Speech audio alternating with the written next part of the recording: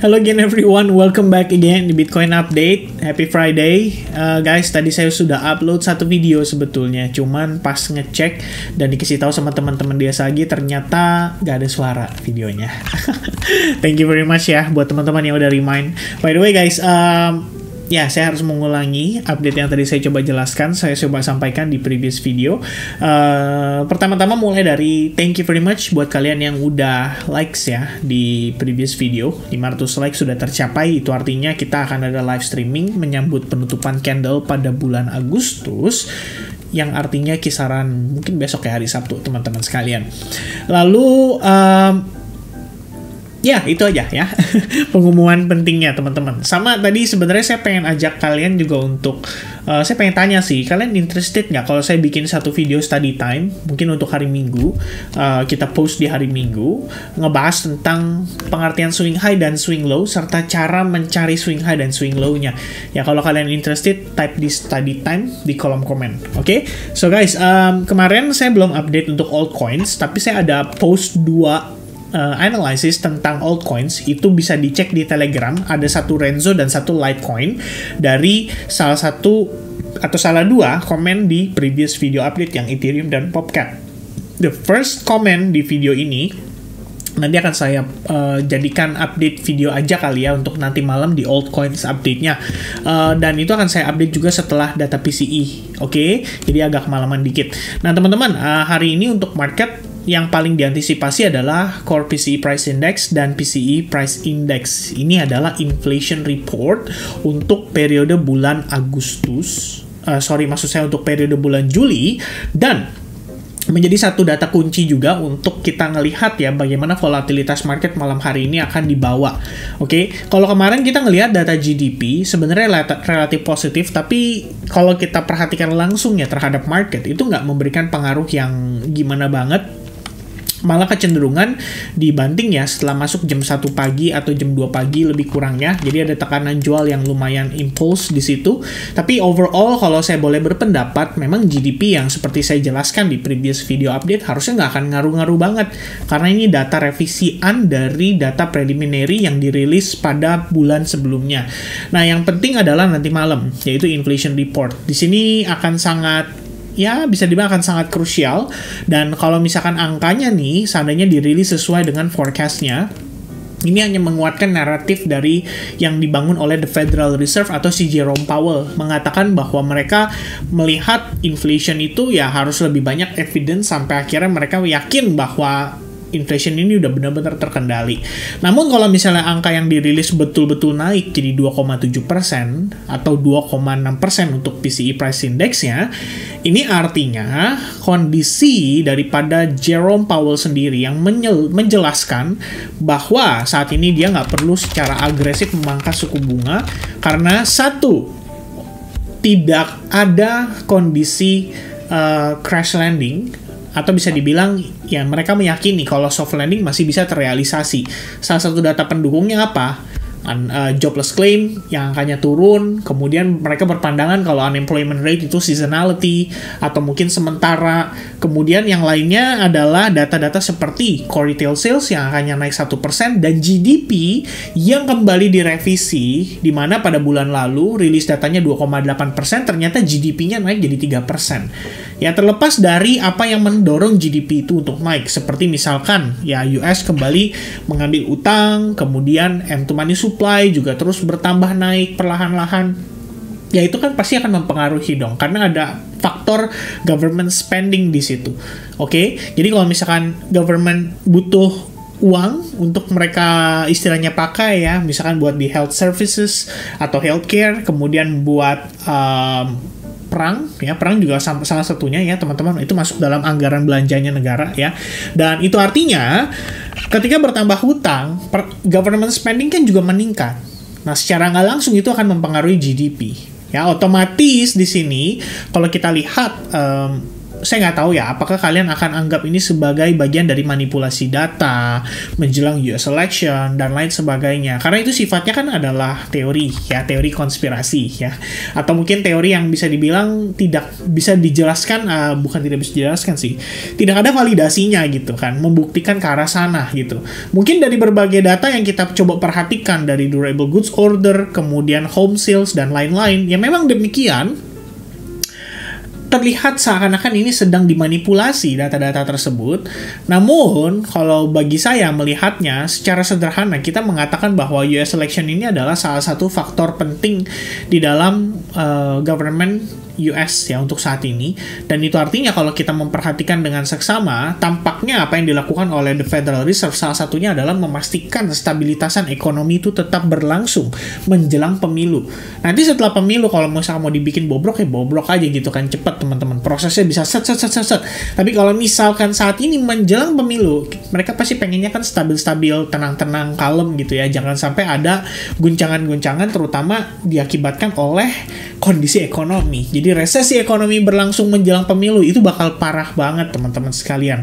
Artinya uang-uang buat ya bisa dibilang buat kampanye, buat pemilu itu bakal ya kalian ngerti lah ya maksudnya saya teman-teman sekalian ya. Bakal wasted dan bisa bikin masyarakatnya marah. Ibaratnya kayak gitu. Nah, dengan data semalam dan data nanti malam kalau PCE-nya naik, ya ini saya rasa hanya menguatkan naratif The Fed untuk mempertahankan pemangkasan suku bunga tetap di angka 0,25%. Jadi tidak naik jadi 0,5%. That's it. Oke. In the other hand, harusnya situasi tersebut ya secara tidak langsung bisa memberikan dampak yang relatif sedikit lebih positif lah buat market crypto atau buat stock market.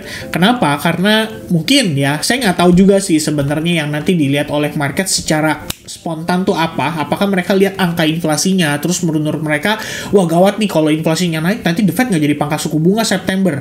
Apakah seperti itu? Itu pertama. Yang kedua, wah suku bunga inflasinya naik, tapi oke lah naiknya cuma 0,1%. Ini berarti masih sesuai, masih on track dengan forecastnya FOMC. Melalui FOMC Economic Projection yang dirilis pada bulan Juni mengatakan bahwa PCE itu di akhir tahun angkanya di kisaran 2,8%. Oke, jadi angka yang saat ini naik dari 2,6 ke 2,7%, 2,5 ke 2,6% adalah angka yang relatif wajar. Kenapa? Mengingat US M2 money supply itu angkanya naik. Artinya kan peredaran uangnya kan lagi meningkat nih teman-teman sekalian. Kalau ini nggak naik, saya justru bingung. Oke, kalau inflation nggak naik, itu saya justru bingung. Ya, bayangannya sederhananya kayak gitu teman-teman sekalian. Ibarat kalau The Fed cetak uang udah pasti inflasi, sederhananya kayak gitu. Ya, kalau The Fed cetak uang.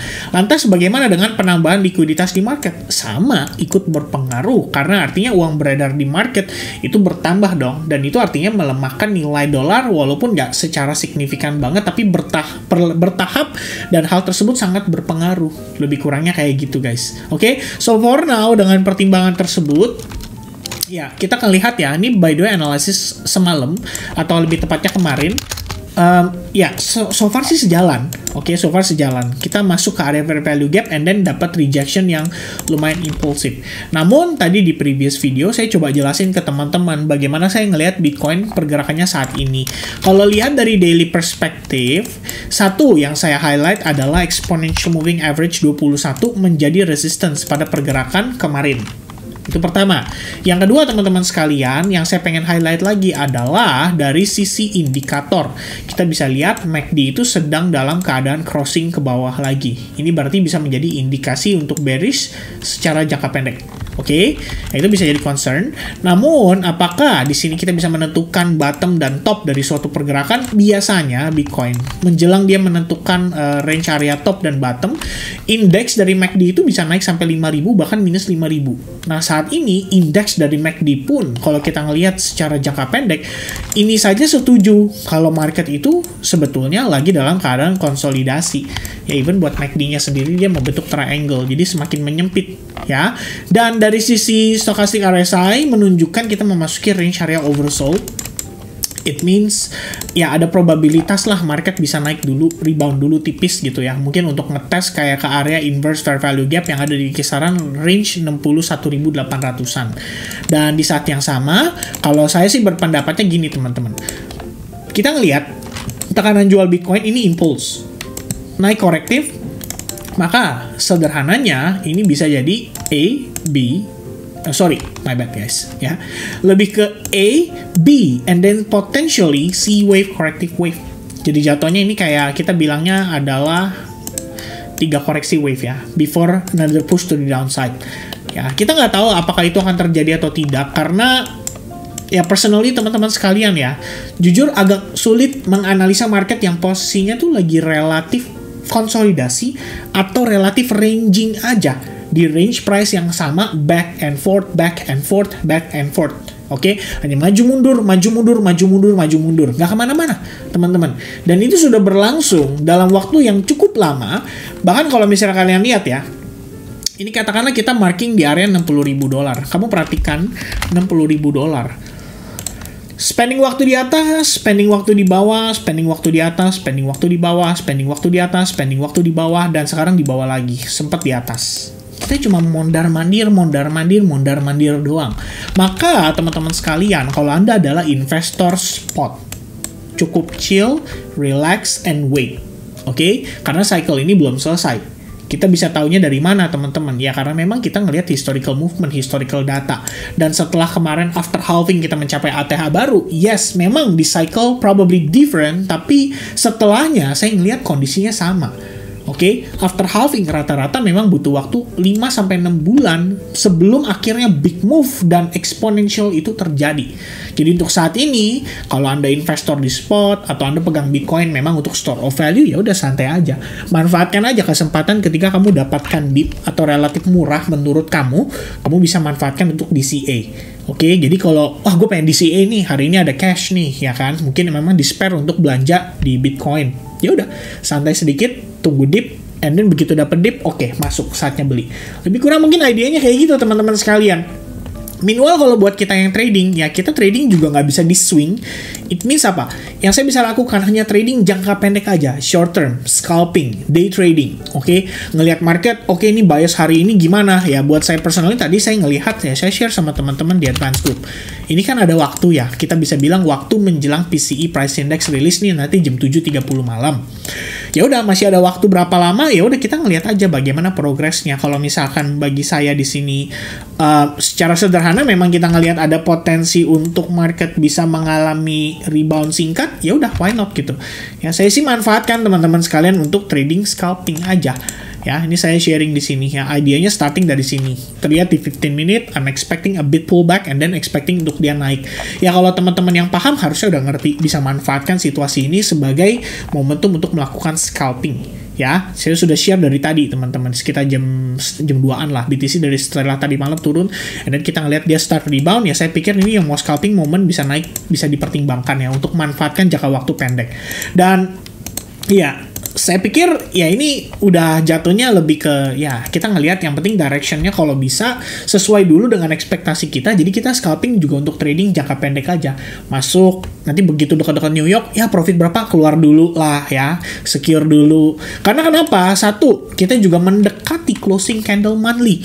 Ya saya nggak tahu apakah dia akan di bawah super duper flat atau super volatile yang nggak ada obat sama sekali. Ya kencengnya gila-gilaan teman-teman sekalian. Namun demikian kalau ngelihat analisis sementara hanya dari perspektif 15 menit. Setelah tadi malam kita mengalami rejection, di mana teman-teman perhatikan ya, ini makanya tadi saya tanya ke teman-teman juga, kalian interested nggak sih kalau saya bikinin video study time ngebahas tentang swing high and swing low? Sederhana, tapi cukup powerful buat teman-teman yang kurang paham. Ya, kamu bisa mengerti dengan swing high and swing low aja. Ini menambah knowledge kamu tentang market structure. Jadi once kamu ngelihat, wah, suddenly ada lower low dari higher low, dan higher low. Kamu langsung ngerti, wah ini ada potensi nih untuk dia koreksi dulu. Kemarin ekspektasi saya koreksi dia tuh hanya bertahap dan membentuk corrective wave saja. Ternyata koreksi itu malah berubah menjadi tekanan jual yang lumayan impulsif. Berlangsung pada New York session tadi malam. Habis itu, begitu masuk sesi tadi pagi ya, nih dari subuh, kemudian masuk Asia, kemudian mulai masuk London nih, baru ada gerakan, boom, naik. Ya, retrace dikit, and then expecting kalau bisa dia naik dulu. Tapi kalau misalnya ternyata dia ketahan doang di sini, gimana, Vin? Ya udah, ya, namanya scalping, resiko tetap ada, kita gunakan stop loss, kita jadikan stop loss ini sebagai pengaman kita supaya kita tidak berlebih resikonya. Kamu udah atur dari awal resiko kamu berapa, ya udah, that's it, sesimpel itu. Oke, so for now dengan apa yang saya lihat, ya kita expect sedikit ada retracement dulu untuk nge-fill mungkin fair value gap yang ada di sini. Oke, dengan ada fair value gap mungkin bisa dibantu isi dulu teman-teman, atau dia balik retest bahkan sampai ke area order blocknya, dimana di momen ini ada buyers yang harusnya stuck ya, jadi dia buru-buru buy, ternyata dibanting, sekarang dia nyangkut nih posisinya, jadi balik ke situ apakah dia akan take profit atau close dulu position dia. Dan kemudian teman-teman sekalian, my bad ya dengan suara yang tadi. Dan demikian teman-teman sekalian, kalau kita melihat dari higher time frame, katakanlah di time frame 1 jam dulu aja, ya ada potensi lah di sini level ini jadi support ya. Dan kalau misalnya di sini jadi support, in case kamu ngelihat after dia retrace ternyata dia breakdown dari support itu, well, kita bisa anticipate Bitcoin maybe bisa balik sampai ke $57.000. Kenapa $57.000? Karena balik lagi acuan kita adalah ngelihat higher time frame. Di manakah next stop level kita ngelihat? Ya jawabannya ada di 57.000, holding dan holding. Ya udah, kira-kira range 58.000 atau 57.000, antara dua range itu. Oke, so for now kita lihat dulu bagaimana perkembangan market sepanjang setelah nanti PCE. Dari situ harusnya akan ada clear movement yang bisa kalian pantau ya untuk next move-nya ke Bitcoin kayak gimana. Ini ya, kalau kamu ngelihat ada rejection, begitu dia testing high point tertentu, itu artinya ada possibility untuk dia turun kembali. Di situ kamu bisa manfaatkan, either kamu mau sell shorting atau kamu mau sabar sedikit. Oke, tadinya gua hampir cicil, sekarang gua tahan dikit, mungkin gua bisa dapat harga lebih murah. Ya itu sedikit pertimbangan yang saya coba perhatikan teman-teman. But if we see price of Bitcoin going up, testing ke area order block, bahkan dia create higher high, saya juga nggak surprise, karena memang pertimbangan saya lagi yang tadi saya sudah jelaskan ke teman-teman adalah melihat adanya potensi market itu bisa bergerak dalam keadaan A, B, C corrective wave before another push atau another lower low, ya kira-kira kayak gitu guys. Oke, so that's the update for today. Thank you very much guys. Don't forget to subscribe di YouTube channel. Tulis di kolom komen kalau kalian interested dengan study time-nya, and juga jangan lupa teman-teman leave the likes button ya. Nyalain subscribe, tombol lonceng, besok kita notifikasi untuk kita live streaming di akhir pekan. Oke, so God bless to everyone. Happy Friday teman-teman sekalian, and bye bye.